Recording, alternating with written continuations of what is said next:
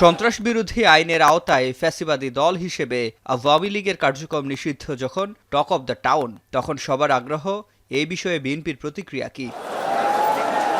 এই ইস্যুতে রাজধানীতে এক অনুষ্ঠান শেষে সাংবাদিকদের প্রশ্নের জবাবে বিএনপির স্থায়ী কমিটির সদস্য ডক্টর আব্দুল মঈন খান বলেন, আওয়ামী লীগ প্রশ্নের মীমাংসা হয়েছে, জনগণ যা চেয়েছে তারই প্রতিফলন ঘটেছে।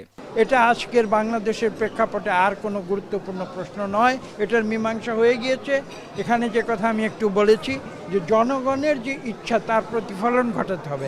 আজকের চ্যালেঞ্জ কিন্তু আওয়ামী লীগ বাংলাদেশের রাজনীতিতে থাকলো কি থাকলো না সেটা নয়। প্রেস ক্লাবে এক স্মরণ সভায় দলটির স্থায়ী কমিটির আরেক সদস্য নজরুল ইসলাম খান বলেন, আওয়ামী লীগ নিষিদ্ধের মধ্য দিয়ে দেশ ফ্যাসিবাদ মুক্ত হয়েছে, তাদেরকে বিচারের মুখোমুখি করতে হবে। সেই দলের সঙ্গে যুক্ত আরো যারাই আছে সবার বিরুদ্ধে বিচারিক ব্যবস্থা গ্রহণ করা দরকার দ্রুত, যাতে করে এই দেশের রাজনীতির ময়দান জঞ্জাল মুক্ত হয়। আমরা খুশি যে শেষে বিলম্ব হলেও তারা এই সিদ্ধান্তটা নিয়েছেন।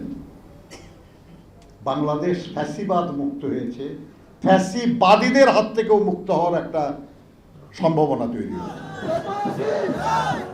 এদিকে চট্টগ্রামের নন্দনকাননে বৌদ্ধ পূর্ণিমা উপলক্ষে আয়োজিত শোভাযাত্রায় অংশ নিয়ে বিএনপির শীর্ষ নেতা আমির খসরু মাহমুদ চৌধুরী বলেন, এই দেশে সংখ্যাগরিষ্ঠের রাজনীতি আর চলবে না। রাজনীতিতে শান্তিপূর্ণ সহাবস্থান ও ভিন্ন মতের প্রতি শ্রদ্ধা ও সহনশীলতা প্রয়োজন বলেও মন্তব্য করেন তিনি। আমরা একটা নতুন দেশ, নতুন সমাজ গড়তে চাই, যেই সমাজ, যেই দেশ হবে শান্তি। আমরা আরো শান্তি চাই না বাংলাদেশে। আমরা আর একটা কথা বলছি, বাংলাদেশে কোনো সংখ্যাগরিষ্ঠ রাজত্ব হবে না।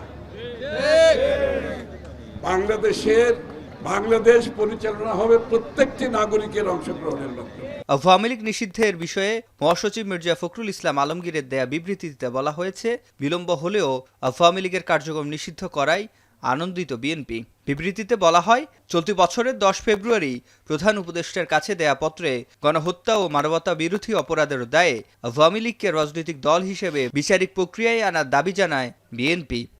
সিফাত শাহরিয়ার, এখন, ঢাকা।